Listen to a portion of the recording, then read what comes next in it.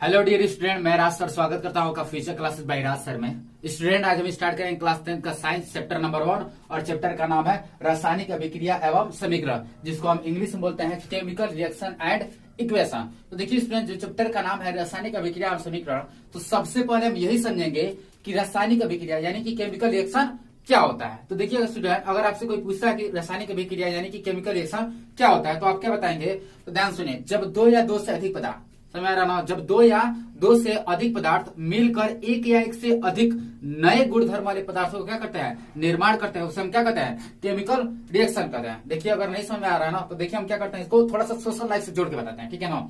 जैसे मान लीजिए एक कोनो बकलोल है, ठीक है, एक कोनो बकलोल है और एक कोनो बकलोलिया है, ठीक। एक बकलोल है और एक क्या है? बकलोलिया है। तो बकलोला और बकलोलिया दोनों क्या किए? शादी किए। दोनों क्या किए? शादी किए।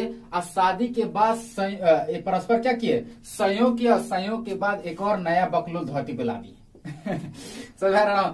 मतलब बकलोलो बकलोलिया क्या हुआ? शादी हुआ। शादी के बाद इन्होंने परस्पर क्या किया? संयोग किया। संयोग के बाद से एक और नया बकलोल धरती पे ला दिया। इसी को हम क्या कहते हैं? रासायनिक अभिक्रिया कहते हैं। समझ रहा ना? यानी क्या होता है, यानी बकलोलो को हम क्या करेंगे, थोड़ा सा देखिए, आप ऐसे बताया ना, तो ऐसा एग्जाम में बिल्कुल मत लिखिए, वरना एग्जामिनर भी पढ़ के कहेगा इतना भारी भरकम ज्ञान कौन देती है भाई इसको, ठीक है ना। तो देखिए, आपको ऐसा बिल्कुल एग्जाम में नहीं लिखना, ठीक है ना।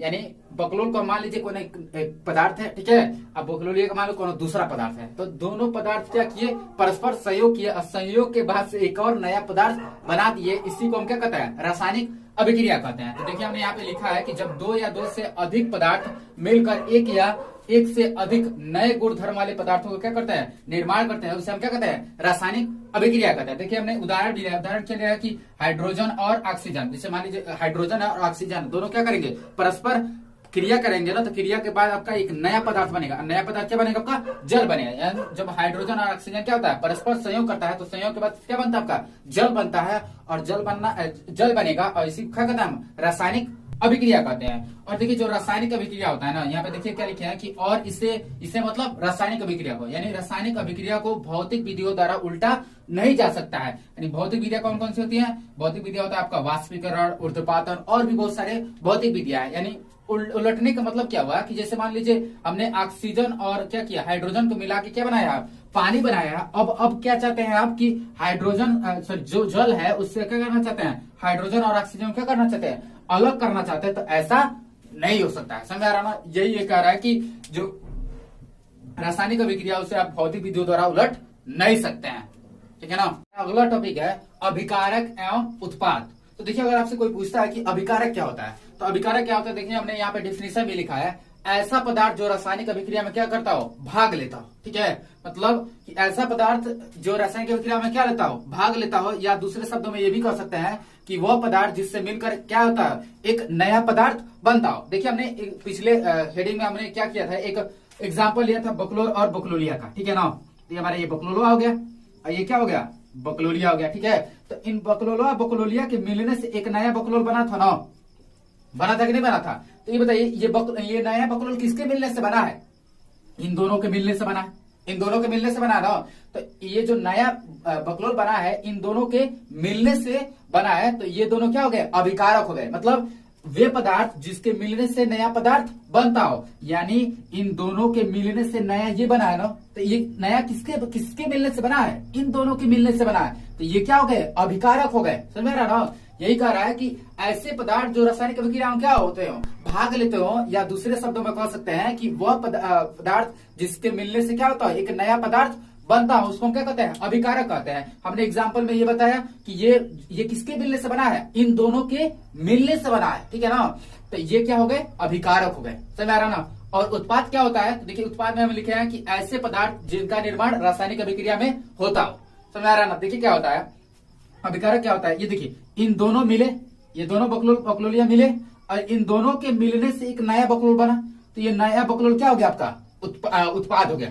समझ रहा ना। तो उत्पाद क्या होता है, जिसे दो चीजें मिलेंगी और मिलने के बाद एक नया पदार्थ बनेगा, बनेगा कि नहीं बनेगा। तो जो नया पदार्थ बनेगा उसी को हम क्या कहते हैं, उत्पाद कहते हैं। उसको क्या कहते हैं हम, उत्पाद कहते हैं। देखिए हमने एग्जांपल लिया है, जैसे हाइड्रोजन है, ऑक्सीजन है। तो हाइड्रोजन और ऑक्सीजन को क्या किए हैं, अभिक्रिया कराए हैं, तो इन दोनों के मिलने से एक नया पदार्थ बना है। तो नया पदार्थ क्या बना आपका, जल बना है। तो जल, ये देखिए ये नया पदार्थ बना है ना। तो ये नया पदार्थ किसके मिलने के बना है, तो ये बना है आपका हाइड्रोजन और ऑक्सीजन के मिलने से बना है। तो ये जो हाइड्रोजन ऑक्सीजन क्या हो गया आपका, अभिकारक हो गए, समझ रहा ना। तो ये देखिए जल किसके मिलने से बना है, तो इन दोनों के मिलने से बना है। तो ये दोनों क्या हो गए, अभिकारक हो गए। और देखिए इन दोनों के मिलने के बाद नया पदार्थ क्या बना आपका, जल बना। तो जल क्या हो गया आपका, उत्पाद हो गया। तो ये हमारा क्या है, उत्पाद है, और ये दोनों क्या है, अभिकारक है।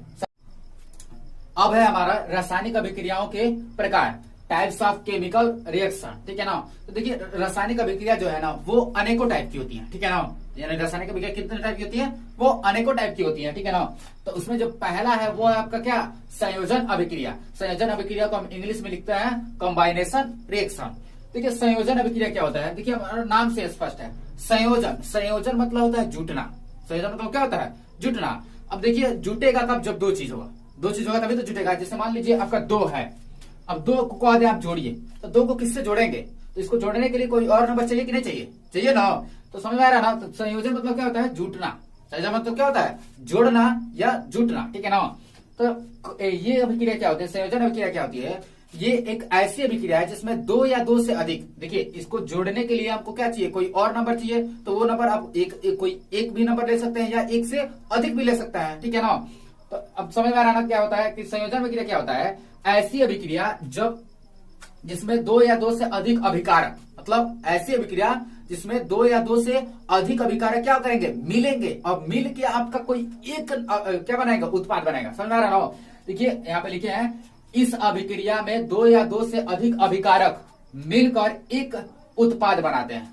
समझ आ रहा ना क्या होता है कि ऐसी अभिक्रिया जिसमें दो या दो से अधिक चीजें मिलेंगी और मिलने के बाद केवल एक नया पदार्थ बनाएगा। समझ आ रहा ना। संयोजन अभिक्रिया क्या होती है, ऐसी अभिक्रिया जिसमें दो या दो से अधिक चीजें मिलेंगी और मिलने के बाद कोई एक पदार्थ बनाएगा। ये ऐसा नहीं होगा कि एक या एक से अधिक बना देगा। समझ आ रहा ना, कितना बनाएगा, केवल एक बनाएगा।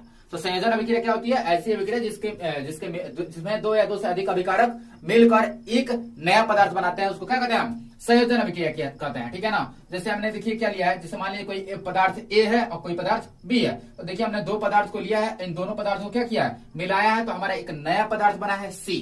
तो देखिए दोनों के जुटने से एक ही ना बना है, ठीक है। तो ऐसी अभिक्रिया क्या कहते हैं हम, संयोजन अभिक्रिया कहते हैं, ठीक है। देखिए हमने एग्जांपल भी लिया है। तो देखिए हमने जो यहाँ पे एग्जांपल क्या लिया है, एक कार्बन लिया है और क्या लिया है, ऑक्सीजन लिया है। जो कार्बन लिया आपका एस मतलब होता है सॉलिड बबू, ठीक है ना। तो जो कार्बन लेंगे वो किस स्टेट में होगा, आपका सॉलिड होगा, ठोस होगा, ठीक है ना। और जो ऑक्सीजन हो क्या होगा, गैस होगा। समझ में आ रहा है, G4 क्या होता है, गैस। तो जब कार्बन और ऑक्सीजन क्या कर देंगे, मिलाएंगे, तो इन दोनों के मिलने से एक नया पदार्थ बना है। तो एक नया पदार्थ क्या बना आपका, कार्बन डाइऑक्साइड, जी मतलब गैस, ठीक है ना। तो एक नया पदार्थ क्या बना आपका, कार्बन डाइऑक्साइड बना, ठीक है ना। तो देखिए दो चीजें हैं, दोनों को मिलाने के बाद एक ही नया पदार्थ बना है। नया पदार्थ क्या बना आपका, एक बना है, और क्या आपका कार्बन डाइऑक्साइड है। देखिए हमने यहाँ पे एक और एग्जाम्पल लिया है, जैसे हाइड्रोजन है और क्या है, ऑक्सीजन है। तो इन दोनों को क्या किया है, मिलाया है, अभिक्रिया कराया है, तो इन दोनों के मिलने से एक ही पदार्थ बना है। एक पदार्थ क्या बना आपका, जल बना। समझ में आ रहा ना। तो ऐसी अभिक्रिया जिसमें क्या हो, दो या दो से अधिक अभिकारक मिलकर एक नया पदार्थ बनाते हैं, संयोजन अभिक्रिया कहलाती है, ठीक है। तो दूसरा हमारा वियोजन अभिक्रिया। तो वियोजन अभिक्रिया को इंग्लिश में क्या कहते हैं, डिकम्पोजिशन रिएक्शन। तो देखिए डिकम्पोजिशन रिएक्शन क्या होता है, देखिए डिकम्पोजिशन रिएक्शन जो है ना वो आपका क्या है, कॉम्बिनेशन रिएक्शन के अपोजिट है, ठीक है ना। यानी जो वियोजन अभिक्रिया है वो किसके अपोजिट है, संयोजन अभिक्रिया के। संयोजन अभिक्रिया में हमने आपको क्या बताया कि बहुत सारी चीजें होंगी और सभी जुट के क्या बनाएंगे, एक नया पदार्थ बनाएंगे। इसमें क्या होगा, एक पदार्थ होगा, ध्यान सुनिए, इसमें क्या होगा, ये उसका उल्टा है। उसमें बहुत सारे जुट के एक बना रही थी ना, इसमें क्या होगा, एक रहेगा और एक जो है टूट के दो या दो से अधिक नया पदार्थ बनाएगा। समझ में आ रहा है। तो ध्यान सुनिए क्या होता है कि इस अभिक्रिया में एक अभिकारक, यानी जो अभिकारक होगा क्या होगा, एक होगा, और वही क्या होगा, टूट जाएगा, यानी टूट कर दो या दो से अधिक उत्पाद बनाते हैं, ठीक है। तो ऐसे अभिक्रिया क्या कहते हैं हम, वियोजन अभिक्रिया कहते हैं। समझ में आ रहा है। वियोजन अभिक्रिया क्या है आपका, संयोजन अभिक्रिया के अपोजिट है। संयोजन अभिक्रिया में क्या था, बहुत सारी चीजें थी, बहुत सारे क्या थे, पदार्थ थे, सभी मिले, अब मिल के एक नया पदार्थ बना। इसमें क्या हो रहा है कि एक क्या होगा, पदार्थ होगा, उससे टूटकर दो या दो से अधिक नया पदार्थ बनेगा। तो ऐसी अभिक्रिया क्या कहते हैं हम, वियोजन अभिक्रिया कहते हैं, डिकम्पोजिशन रिएक्शन कहते हैं। देखिए हमने क्या किया है, जैसे कोई पदार्थ है ए क्या हुआ, ए टूटा है, तो टूट के कितना बनाया, बी और सी बनाया, ठीक है। तो देखिए ये एक था और इसमें कितना पदार्थ बन गया, नया पदार्थ, तो एक और एक दो नया पदार्थ बन गया, ठीक है ना। तो ऐसी अभिक्रिया क्या कहते हैं हम, वियोजन अभिक्रिया कहते हैं, ठीक है ना। देखिए हमने एग्जांपल भी लिया है, एग्जांपल में क्या लिया है, देखिए हमें यहाँ पे लिया है कैल्शियम कार्बोनेट, ठीक है। तो कैल्शियम कार्बोनेट को हम लिया है ठोस में, ठीक है ना, ऐसे लिखा है, इसका मतलब क्या है, सॉलिड है, ठीक है। इसको क्या किए हैं, थोड़ा सा हीट किए हैं, इसको क्या किए हैं, हीट कर रहे हैं, यानी उष्मा दे रहे हैं। तो देखिए एक है, एक से टूट के आपका कितना बना गया, दो बन गया। देखिए ये एक और ये एक, दो बन गया कि नहीं बन गया। तो क्या बना है आपका, कैल्शियम कार्बोनेट क्या किया है, हीट किया है, तो ये क्या बना है, नया पदार्थ क्या बना है, ये बना है आपका कैल्शियम ऑक्साइड और कार्बन डाइऑक्साइड गैस बना है। समझ में आ रहा है ना। तो देखिए एक चीजें थी और एक चीजें टूट के दो चीजें बन गया, समझ में आ रहा है ना। तो एक अभिकारक रहेगा और टूट के दो या दो से अधिक नया पदार्थ बनाएगा, ठीक है ना। तो इसको क्या कहते हैं, ऐसी अभिक्रिया क्या कहते हैं, वियोजन अभिक्रिया कहते हैं। और देखिए जो वियोजन अभिक्रिया होती है ना, वो तीन तरह की होती है। वियोजन अभिक्रिया कितने प्रकार की होती है, तीन प्रकार की होती है। पहला आपका उष्मीय वियोजन, दूसरा है विद्युत वियोजन और तीसरा है प्रकाशीय वियोजन। तो हम क्या करेंगे, इसके जो तीनों टाइप्स है, इसको क्या करेंगे, एक एक करके पढ़ेंगे इसको, ठीक है। वियोजन, उष्मीय वियोजन को इंग्लिश में क्या कहता है, थर्मल डिकम्पोजिशन। तो देखिए थर्मल डिकम्पोजिशन क्या होता है, यहाँ पे देखिए हमने क्या लिखा है कि अभिकारक का उष्मा द्वारा किया गया वियोजन क्या कहलाता है, आपका उष्मीय वियोजन कहलाता है। यानी उष्मीय वियोजन क्या होता है, ऐसा वियोजन जिसमें क्या हो, जैसे मान लीजिए कोई अभिकारक है, उसको तोड़ने के लिए हमको क्या देना पड़ रहा है, उष्मा देना पड़ रहा है, समझ में आ रहा है ना। तो ऐसा वियोजन जिसमें क्या हो, अभिकारक को तोड़ने के लिए हम क्या करें, अपने पास से उष्मा दे रहे हैं, यानी उष्मा देने पर वो अभिकारक क्या हो रहा है, टूट रहा है। तो ऐसे अभिक्रिया क्या कहते हैं हम, उष्मीय वियोजन कहते हैं। तो देखिए हमने एग्जांपल लिखा है कैल्शियम कार्बोनेट। तो कैल्शियम कार्बोनेट को हमको क्या करना है, तोड़ना है। तो तोड़ने के लिए हम क्या दे रहे हैं, उष्मा दे रहे हैं।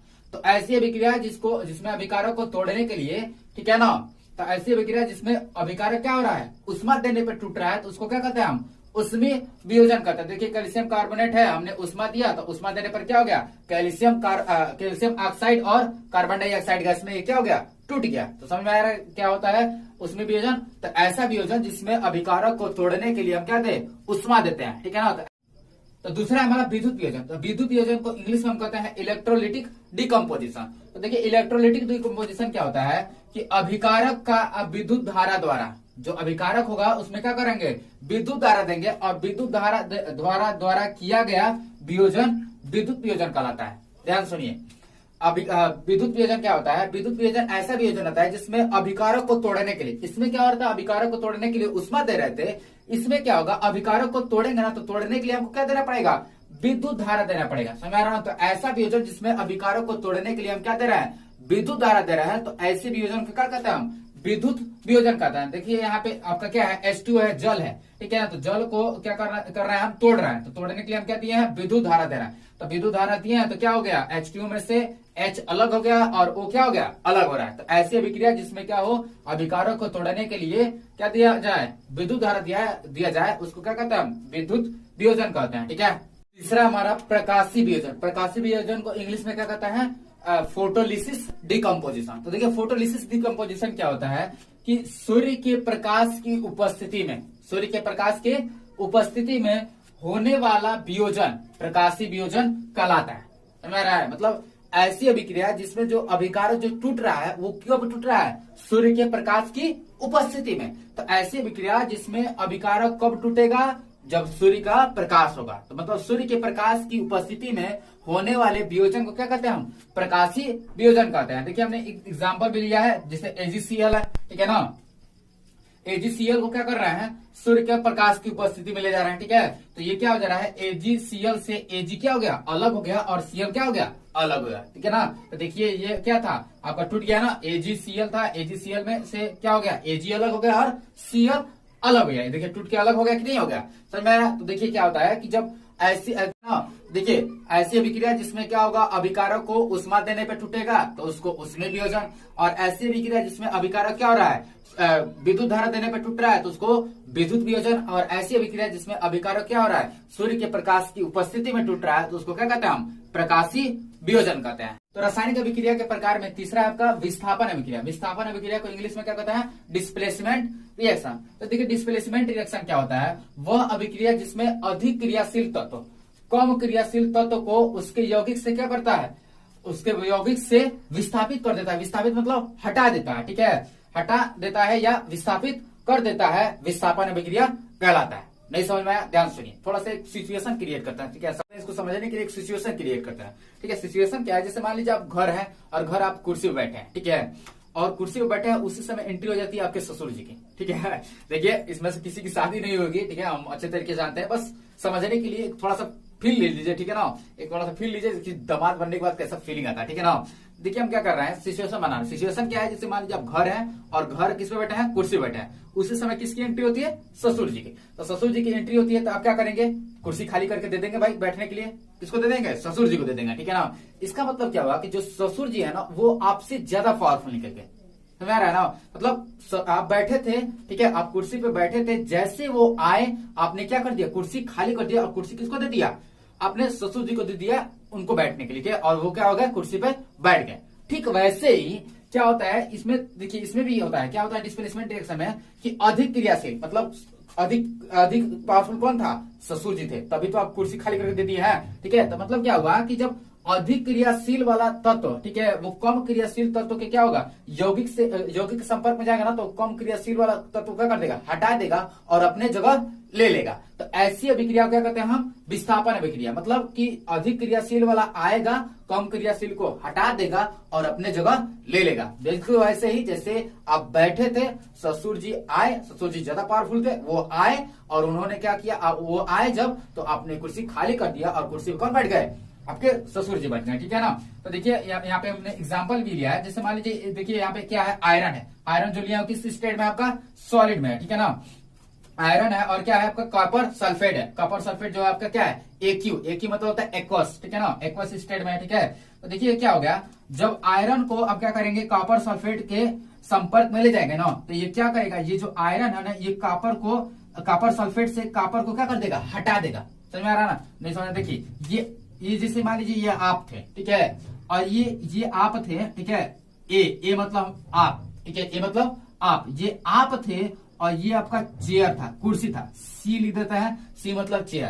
तो ये आप थे और ये चेयर था, तो आप किस पे बैठे थे, चेयर पे बैठे थे, और ये आयरन जो है ये मान लीजिए आपके ससुर जी हैं, आपके क्या है, ससुर जी हैं। तो जब ससुर जी आए तो आप क्या किए, ससुर जी आए तो आप क्या हो गए, खड़े हो गए, और कुर्सी पे कौन बैठ गया, कौन बैठ गया, ससुर जी बैठ गया, ठीक है ना। तो देखिए ये ससुर जी आए, आपको हटा दिए और अपने कुर्सी पे जगह ले लिया, तो इसको क्या कहता है, विस्थापन अभिक्रिया कहलाता है। तो देखिए नया प्रोडक्ट क्या बन गया, ये आए, इन्होंने क्या किया, आपको हटा दिया। देखिए यहाँ पे आप अकेले जैसे खड़ा हो गया ना, यहाँ देखिए आप कॉपर क्या था, कॉपर के साथ क्या था, सल्फेट था, यहाँ देखिए कॉपर अकेले हो गया, अकेले हो गया मतलब कुर्सी से खड़ा हो गया, ठीक है ना। तो देखिए ये आए, इसको हटा दिया, इसको हटाने के बाद क्या करिए, इसमें सल्फेट के साथ अपने जुड़ गए, ठीक है। तो ये देखिए आयरन सल्फेट बन गया और ये कॉपर क्या हो गया, बेचारा अलग हो गया, खड़ा हो गया। समझ में आ रहा है। तो ऐसी अभिक्रिया क्या कहते हैं हम, विस्थापन अभिक्रिया कहते हैं। ऐसे मतलब क्या होता है कि जब अधिक क्रियाशील वाला क्या होगा, कम क्रियाशील के संपर्क में जाएगा तो कम क्रियाशील को क्या कर देगा, हटा देगा। देखिए कॉपर क्या है, कॉपर हट गया और आयरन इससे क्या हो गया, जुट गया। समझ में आया।